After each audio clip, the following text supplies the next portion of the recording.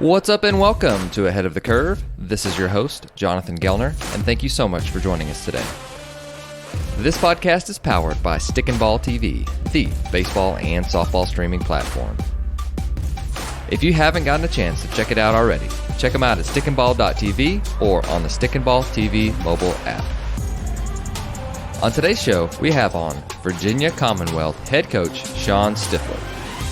Stiff enters his 10th season at the helm of the VCU Baseball program, and over his tenure, the Rams have climbed back into national prominence. VCU stands as one of just 8 programs in the country with 34-plus wins over the last 7 full seasons. Stiffler was named the 6th head coach of the VCU Baseball program in December 2012 following the passing of his mentor, Paul Keys. He was then promoted after serving as the associate head coach for the first half of the 2012 campaign and serving as the interim head coach for the remainder of the season. So on the show, we discussed what it was like to be thrown into the fire after the unfortunate circumstances surrounding Coach Keys and what he was fighting through. We talked culture, and we spent a lot of time on how they're attacking moments this fall. Here is Shawn Stiffler. Stiff, welcome to the show. Thank you so much for having me, Jonathan. Always fun. My second time, so I appreciate you having me back. No doubt, of course. And so first time we met a couple years ago. Wow, seems like ages ago. At the Virginia Coaches Clinic, and man, you absolutely nailed your presentation. I loved having you on the podcast, and you've been a guy that I wanted to circle back with ever since. And so I'm really, really excited to share some airtime with you today and get to share you with the guests. But if we were let's rewind to a few years ago, and so you get your head coaching job, and you go through the interview process. Everybody knows questions that we're going to ask, really hard and really I'm sure thought provoking for sure. But then you accept the job, and then it's like, now what? Where's the manual for this? And so I would love to hear, what did your vision look like from day one? So like they talk about the presidential first 100 days. So what did your first 100 days look like? What were some of your first steps? What were some maybe missteps that you wish you could have done differently? But listening to it this time of year, there's a lot of coaches that are going through it. So talk to us about what you went through, how you won it, and then any advice that you have for those guys and gals. Well, so I was thinking you'd ask me something like this, and I got to tell you, I probably have as big of a unique story as anybody in college baseball, and I don't know if it's going to help the way maybe you thought when you asked the question it's going to help. Sure. I came to my job. I was the associate head coach here at Virginia Commonwealth, and Paul Keys was a longtime head coach and was stricken with stage 5 melanoma, and so in 2012 spring, he started to have back pain. And as we progressed through the season, it got worse and worse. And finally got a chance to get him to the doctor. And we had found at that point he was probably going to be blessed with maybe 6 more months of life. And so, boom.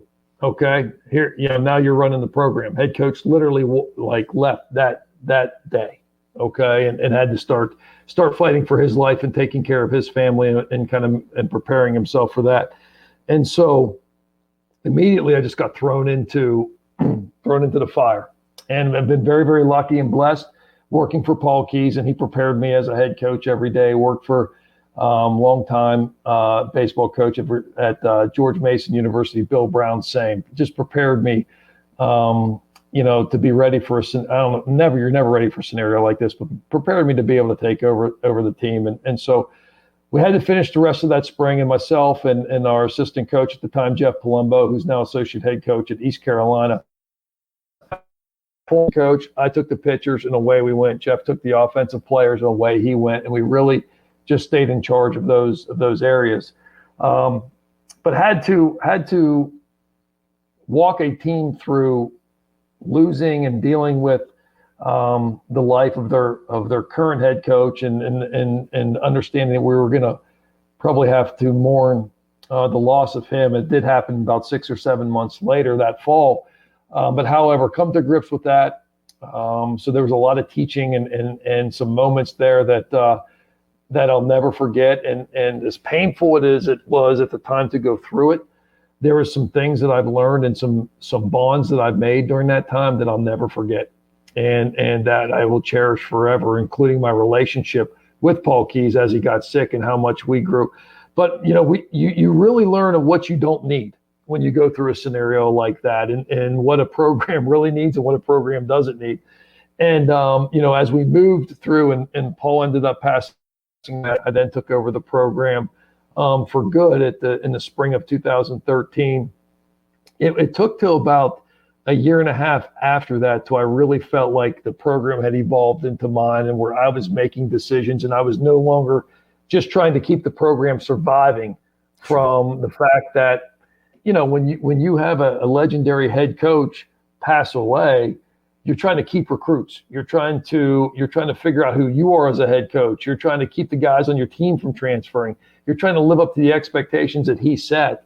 So it took me a long time to find my identity, to be dead honest with you, as a head coach. And I had to come to that a little bit differently than a lot of people. So the first year and a half was just spent keeping going what was going, so that the people in the program didn't feel like things had taken a step back, and then slowly start to input, some of my vision, some things that I would do differently. And I've slowly done that over the last, 6 or 7 years of like the position is mine. I've had an unbelievable administration who have made me feel as the head coach from the moment they offered me the job. They instantly were, as much as they loved Paul Keyes and loved and we wanted to honor the memory of him, they were very adamant letting me know that at this point now the program was in my hands and I was in charge of it, and they had full faith in me and confidence. And but I will tell you this, Jonathan, no matter how you come into becoming a head coach, you don't know what you don't know.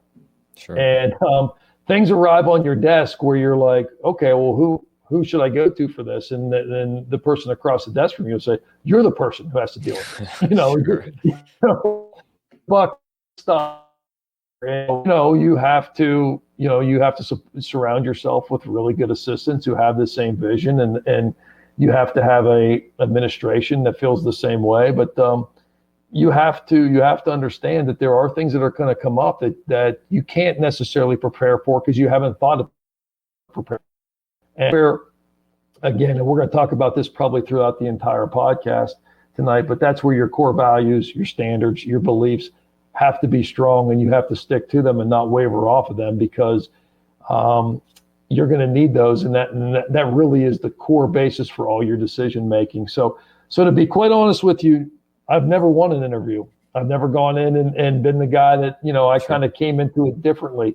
Doesn't mean that I wasn't prepared. It doesn't mean, but because they could have said no. And one of the things that Paul Keyes had always told me when I was an assistant here is he told me to act every day like the program was in my hands. He told me to make every decision like I was a head coach. And so he gave me the freedom to do that. I never overstepped. I never looked at him in the seventh inning and said, you should have bunted there. That wasn't what he was saying. What he was saying was take the piece of the program that he gave me ownership with and really make decisions in it and really try to manage it. And I think a lot of young coaches want that ownership.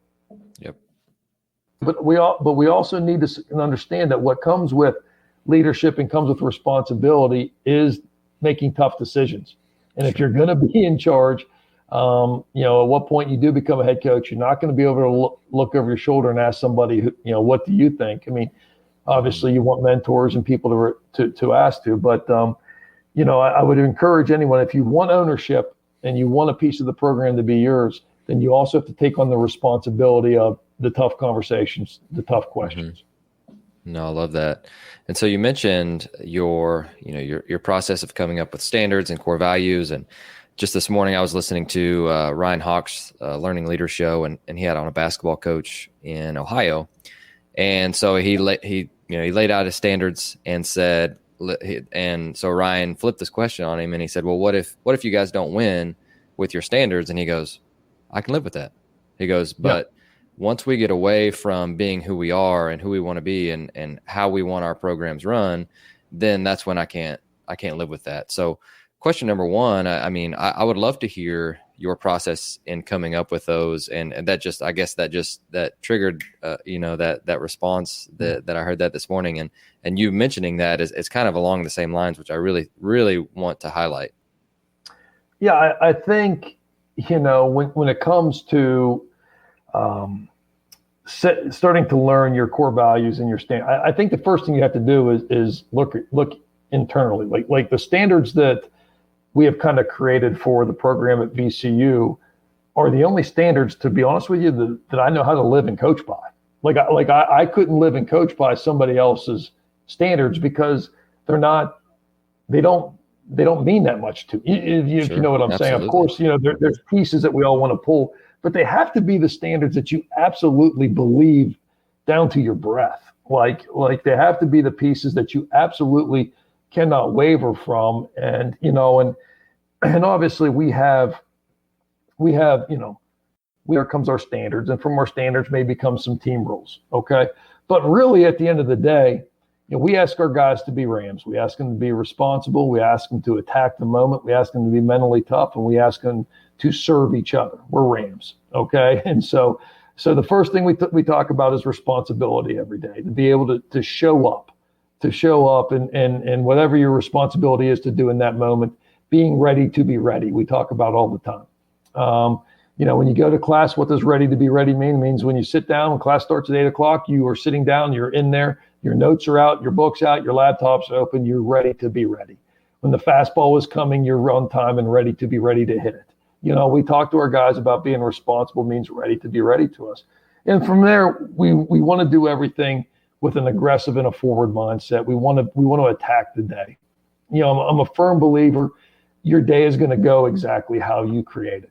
I'm a big believer of that. Your culture is going to go exactly how you create it. And so we try to attack everything we do, and then we ask them to be mentally tough enough to understand that it's not going to go well every day, and that you have to be coachable, and that you have to be ready to understand that there's going to be bad days, and then on those bad days you have to do what is your job in that moment, regardless of how you feel, and then to serve each other, to serve the community, to serve the university, and to serve the team. And we're just trying to, I think anytime we're going through a moment, whether it's a team or with somebody else, you just serve the person next to you. And that was one of the things I learned from when Paul was passing away, and I was, going through that with him, how much he gave to us, to myself and my family. Like he was always worried about what was going on in the program, always worried about how my family was doing. And here he was really living out the end of his life. And so you got to serve if you want to be really, really happy. And so we start there with our core values. We start, it's those things that we think are really at the front of our program. And then from there, we talk more about standard, really anything else, the standard of how we're going to play. Your team changes year to year, but your standards and how you play, I want people to know, no matter what the name is on the back of the jersey, that, oh, that looks like a VCU team, or they act like a VCU team. And so, we set our standards, and those have kind of, we've added standards, we've taken standards away, a little bit from time to time. I'm not a big rules guy. Okay. We have very few rules. I think core values and standards take care of you not having to have more rules. I tell the team all the time, the more rules you have, the more rules you need. It's like everything else, you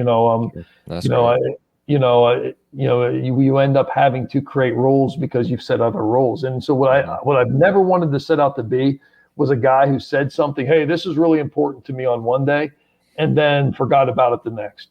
I never wanted to be that as a head coach. Right. Okay. And so that's why everything that we do in our program is really, which I have learned up to that point. Okay. I mean, like what we do in our program is as good of a coach as I am today.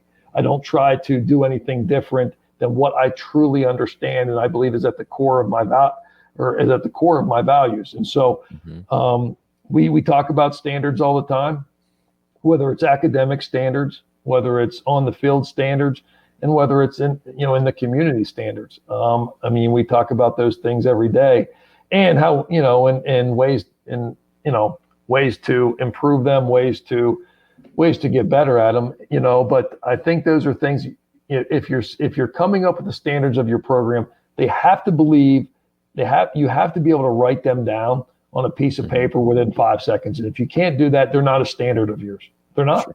They're not a core value of yours. You should be able to write your core values down within 5 sentences. And if it's more than that, you've probably gone too far. Sure.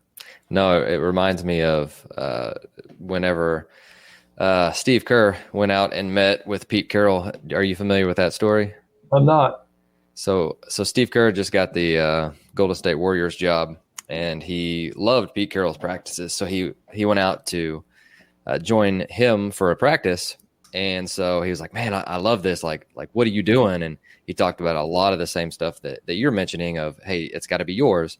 And he said tomorrow, Pete told Steve, hey, tomorrow I'll come back and bring a list of things that are really important to you. And so Steve said he spent like all night trying to come up with this just exhaustive list. And he said he came back with like 20 things. And then Pete was like, no, you need to get it down to 3. And so he was like, oh my gosh. So I know one of them is joy. I know one of them is competitiveness, but it just goes back to, what you were saying. If you can't say it in 5 sentences, then it's really not a core value. It's not something that you can hold them accountable to on a daily basis. And so I want to flip the question with you too. So you've got being responsible, attack the moment. I love attack the moment, by the way. That's amazing. And then selfless and serve, all 4 really, really good ones. So let's say that, and without maybe even giving a name, I'm sure that there's been a situation that's come up that student X has not been responsible in the classroom, or maybe they left their equipment out or something. What does that conversation look like? Because it's one thing to say these, and it's another thing to hold them accountable to what they signed up for. Well, that happened today.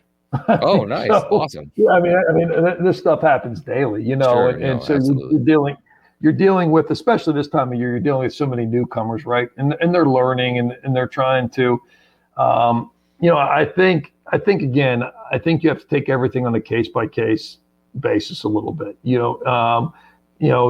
are times where it's a gentle pat on the shoulder and be like, hey man, this is not how we act. Your locker needs to be kept this way. Okay, this is the standard of how we keep things here, and this is.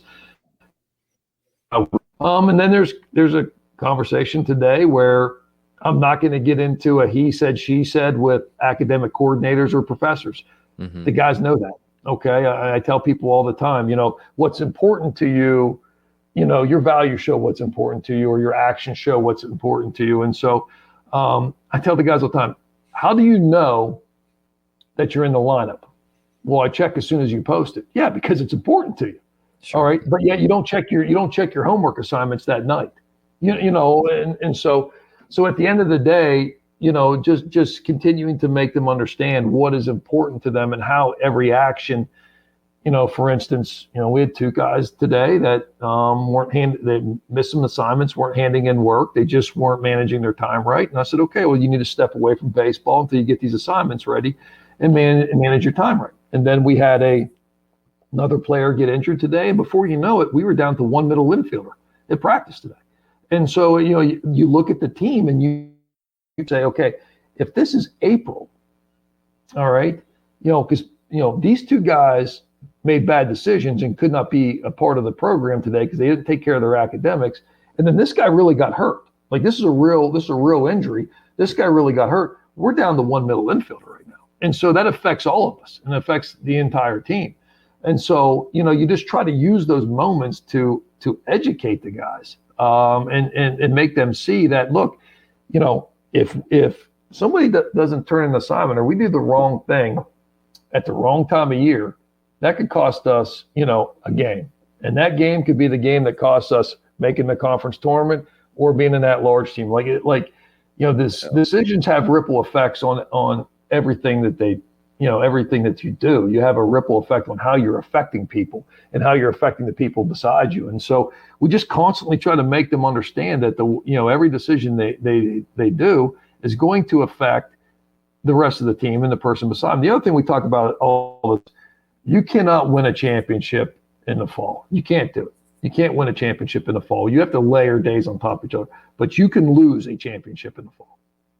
We can lose a championship on any day, just by people not going to school, not doing the right thing, acting up, getting hurt, not being eligible. So you can lose a championship on any given day. And so, but to earn a championship, you won't do that until April and May. You have to stack days on top of each other. That rent is due every day. But you can certainly lose one. And today we took steps towards losing one, to be dead honest with you. And so, I think that, again, I was long-winded on your answer. I think you handle those situations a little bit differently. And I do believe in giving rope at times. I'm not in there what I don't want to do is go in and be, when I walk into the room, I don't want to take the joy out of it. I can't. Like you do not want to be taking the joy out of your team to where they think they have to be so perfect on every time. I want them to be guys. I want them to be dudes. I want them to love and trust and make mistakes. So you have to be able to manage that. You're going to give them a little bit of rope. You can't ask them to be choir boys all week and then devils on the weekend. We all want our teams to be savages and take chances and take risks, and that just doesn't happen. That doesn't happen on the field without there being a little bit of some eggs broken during the week. So you got to be willing to have hard conversations when they screw up, while not putting it into a scenario where you just detriment the entire season. And don't be afraid to make examples of your best players. You got to pick times when you can toss a guy out of a drill or tell a guy to sit down for a minute, where maybe that freshman looks up and says, "Oh, they're telling that guy to sit down. Sure. Yeah, I better shape up here." And so I think you gain experience. You're going to pick your fights more and more as you get older on what you want to pick. But again, those core values set the tone for how I make every decision. Right. And as long as you have strong core values that you believe in, every decision is really quite easy. The conversation is tough, but you know what you're going to tolerate and what you're not. And it's really easy when you get into those recruiting talks, or you get into those disciplinary talks with parents or whatever. Hey, here's the standards. He's well below the standards. You can see that. And the parents will 9 times out of 10 will look up and be like, "No, you're right. You're right." No, that's really good. And, just to highlight a couple of things that you said, it's one thing of upholding the standard, and it's another thing of almost suffocating them to a point of where there's no joy. And I struggle with that sometimes too. And it's mainly on the focus in or the effort in, rather than the attempts at different things. And so that's definitely something that I've tried to walk the line of, okay, this has been firmly established and defined, and they're towing the line on this, versus, okay, maybe we haven't gone over this enough to where they know where they're at. And so having those standards clear and defined, and I love that. And I wanted to make sure I highlight that too, because, it's not a gray area to say, but once you have those defined, then it's like, okay, hey, listen, this is what we define. This is what we talked about, and this is where you're at. And it makes that conversation a little bit easier, at least. 100%. I think the other thing you have to be able to do, I think good leaders and good coaches do this. You get a sense for when things are starting to get there. Okay. And so I think good coaches and good leaders, whether it's even on a play or a production or something that's in the field or it's something off the field, I think good coaches are able to look up a day or two ahead of time and somehow create a practice plan or a classroom activity that is getting ahead of this scenario, and getting ahead of whether it's, usually about the 4th week of school is when the first exams come around. All right. At VCU. So, that week we're usually going to have academic meetings prior to those, and just make sure guys are in a good place before they get to their exams, and if I see, if we're doing enough charting and gameplay or whatever, and I'm starting to see maybe a decline in run production with a runner on third less than 2, then you start incorporating that into your practices a little more, instead of reacting to it. Sure. If that makes sense, is to after things go bad, and now you're catching up. So I think you try to get ahead, you try to understand the feel for your room, the feel for your team, where your strengths and weaknesses probably lie within your group, and try to coach those ahead of time. Oh, I love that. So talk to us about, you're in the middle of the fall, by the way, and Yep. once, thank you for finding some time to be able to join us tonight and for that. But just tell us, what you guys are digging into. How do we win the fall, and what's kind of your process of developing players in this offseason? Yeah, so we have a unique setup because we share a pro stadium. We share you a guys double have A fantastic facilities. Thank you. I Recruits that are appreciate listening. that. We are very blessed. And so we do share a double A stadium. And so this year was kind of very unique. The pro season went about 2 weeks longer because it started later this past due to COVID and protocols. So we really took that time to really hit weights. I'm a big weight room guy and weight room for culture as well. I think the weight room sets and defines your culture that you're trying to preach as good as anywhere, because guys fail, they need each other, you got to help each other, and they're in pain, and so we hit the weight room really, really hard August and early September, and really got into the coaching philosophies and our offensive philosophies in our cages, and try to really isolate those on what we're trying to accomplish, and took some time to work on. I really like that time of year, this early fall, not just for swing, but that's where your assistant coaches and the players develop relationship and trust. I think I think if you can just let them spend time together early on, and it doesn't have to be this drill, that drill, whatever, just talking and flipping and throwing and walking. And so I love this time for that. I don't think my assistants realize that that's purposely what I'm really forcing on, is just the time they're spending and building that trust, because when we do get into the fall and inter squad start and everyone starts struggling, they trust them and we'll go to them at that point. And I think that's huge. But so once once the pro team kind of moves out, we move into the ballpark, we start our skill work like everybody else, and just ground balls and fundamentals of how we want to play outfield defense, infield defense. But I do tell the team when we start team, and I tell them at this moment, we're thinking about swing. We're going to stop thinking about we're going to start putting together a plan on how we're going to win baseball games. We use the fall to put together our identity of how this team is going to win baseball games. And they start to understand the values that I really find important when it comes to winning, and the things that I really value when it comes to how we're going to play, but also mingling that with their particular skill set of this team, because they're not all the same. Last year we hit a lot of home runs and a lot of extra bases. I don't know if we have that team this year, so we have to kind of evolve a little bit from that standpoint. So that's what the fall looks like for us right now. We take our inter squads in our practice play we're very competitive on it. Inter squads are extremely competitive at VCU, and we do them differently. Some of them are extra inning inter squads, some of them are just today we're playing. Other ones are scenario based. We do them differently, but they mean a lot to us, and I am keeping score, and there's winners and losers, which I'm sure isn't groundbreaking stuff, but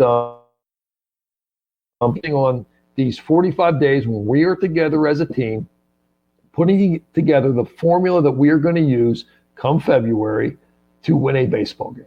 And that's really what we're trying to do. And then there's individual evaluations going on and things like that. But you'll have a tough time getting me to talk anything but team concept right now. Mm-hmm. Team really concept like is at the front of everything. Sure. No, it's really good. And you mentioned you guys have a ton of team stuff. What have you found that you guys need to, I don't want to, overuse the term measure, but just different ways and different things that you guys have done to be able to try and, say, hey, listen, we need to do better at this. We chart this, or, hey, we notice with you even mentioned runner at third, less than two, making sure we get runs in like that. Is there anything that you guys are doing this fall that you really like as far as that goes?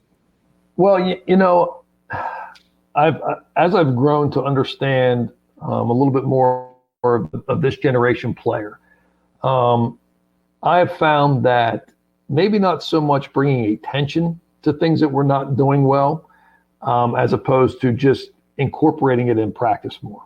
You know, like if we're not doing a great job of driving a runner into third, I really do not mention it much to the team. Okay. The coaching staff and I will talk about it. We will make sure that we are relaying the information of how we want to approach it with the team, but we're just going to implement it into our practice scenario more.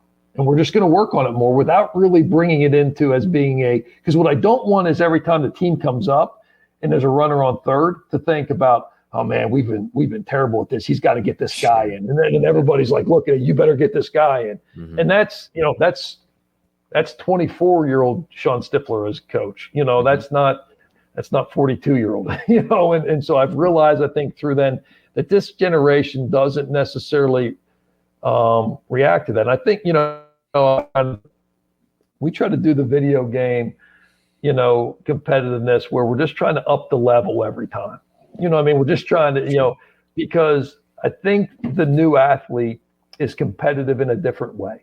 Mm-hmm. The new athlete, you know, when I grew up, you know, if you were wearing your high school jersey and another guy was wearing his high school jersey, you went out and fought in the street till somebody won. That's just what, you know, and this athlete is a little bit different. They are much more involved in the process because they've heard about the process. Mm-hmm. So they understand stacking this number on top of this number and this number and seeing that incremental growth.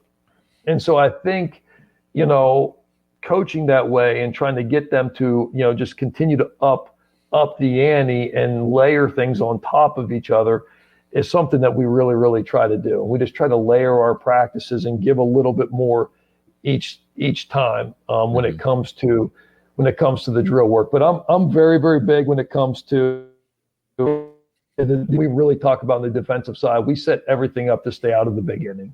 That's everything we do, and we do that by really focusing on the the pitcher hitter matchup. We're always going to try to win that matchup no matter what. Mm-hmm. We believe in attacking that part of the game.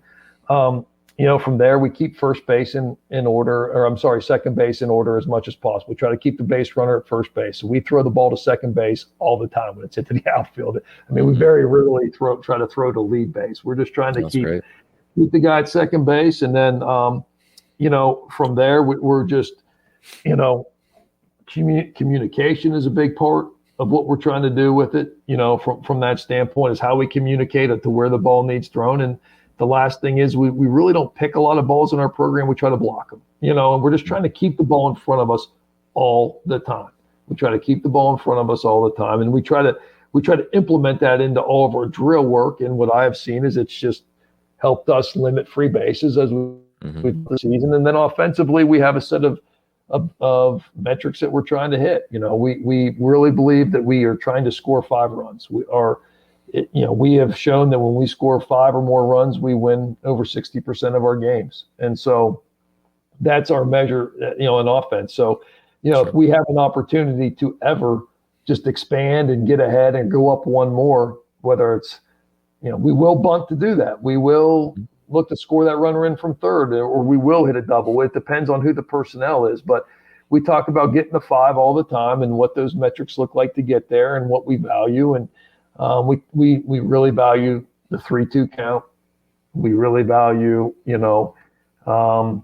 base runners, and we really value pitch selection. And there's things that we really, really value that we measure on top of that. But we're just trying to score 5 runs. Sure. No, that's really good. So it leads me into my next question, which is how have you found a winning formula with where you're at? Because, you know, there are different coaches in different parts of the country that, let's say, you know, someone is at LSU and then they leave for another job. It's a completely different set of circumstances that they're going to be having to deal with. And so even it doesn't matter what job you take, it's always going to be different, and you have to win within the constraints of that program, good and bad. And so I'd love to hear, because you guys have won and you've been, you know, very successful, and you're going to, you know, brush yourself and say, yeah, you know, but you have. And so I want to dig into, you know, how have you found success with where you're at? Like what's a formula that you guys are looking for? And you've hit a couple of them already, which I think is fantastic. But I think that you hear a lot of coaches say, hey, we had this, we won with this, and then I wanted more. or I wanted to get the first round pick, or, you know, whatever. And then they're like, but that just wasn't us. That's not how we develop guys. That's not what we're good at. And so I'd love to hear you kind of work through that a little bit, if you don't mind. Yeah.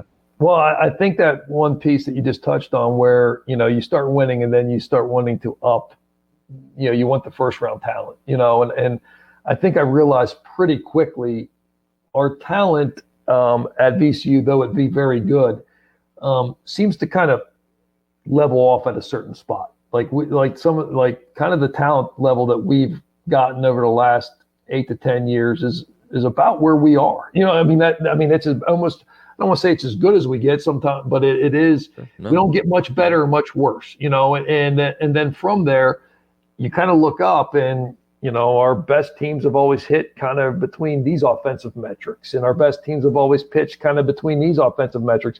So you start to see that the type of player that's attracted to your university and to your style and to your ballpark and to your geographical area is, you know, kind of this type of pitcher, and it's kind of this type of offensive player. So then from there, I think once you look at that, you can start to put together, if you're really honest with yourself, kind of the formula that's going to help you win. And you know, a 3.1 ever had pitching, and then, you know, kind of a 4.1 on the team where we're kind of on the edge of being mediocre. So we're going to hover in that 3 area usually every year. And offensively, we hover between 280 and, you know, 298, 300. You know, that's kind of where we hover. And so you take that style of player that you know you can attract, and you just do a great job of finding value in them and realizing, okay, this is kind of what they're going to do for us, and how do we make that productive? And then you start putting your formula together to what metrics really lead to winning for that style of player. And you know, we're never going to walk out there and have a bunch of guys throw the baseball 95 miles an hour. We're not. But I also don't value that. You know, it's not something that I'm looking for. We value strike throwers. We value guys who can throw breaking balls behind in the count. And so you have to, because that's also who we can get. If we get a guy who's throwing the ball 95 miles an hour, chances are he's broken somewhere else. He's either got command issues or maybe doesn't have a secondary pitch. You know, normally if they have command, they throw 95 and they have a good secondary pitch, they're probably not coming to VCU. And I believe in our ability, but that's just the reality. But we do get guys that maybe throw 95 who don't have a secondary pitch or don't have as much command. So we have to figure out where that guy can be valuable for us and how we can develop him to use him. And same offensively, you know, the guy who's 6'3" can really, really run, has a ton of power, and can really defend.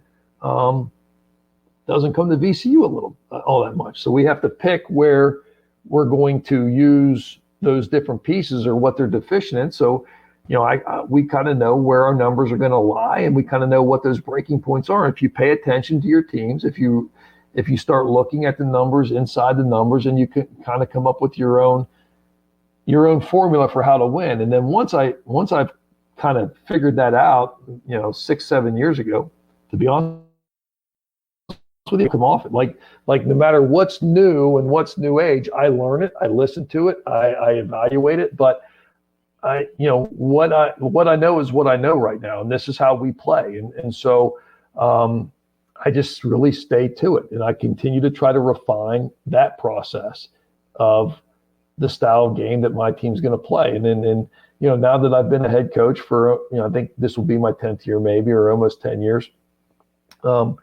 It's pretty much this is the style we're going to play. This is who Shawn Stiffler's football teams are going to look like, you know, and Nick Saban's football teams kind of look a certain way, you know, and so not that I'm anywhere near him, but like you just kind of get your style, but you get really good at coaching it. And the biggest thing is find players who can help that piece, you know, help that piece up.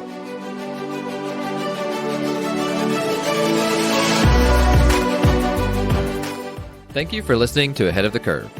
You can subscribe on your favorite podcast platform, which could include Apple Podcasts, Google, Spotify, Stitcher, or YouTube. And if you're enjoying the podcast, please share it on social media to help get the word out. Once again, thank you for joining us.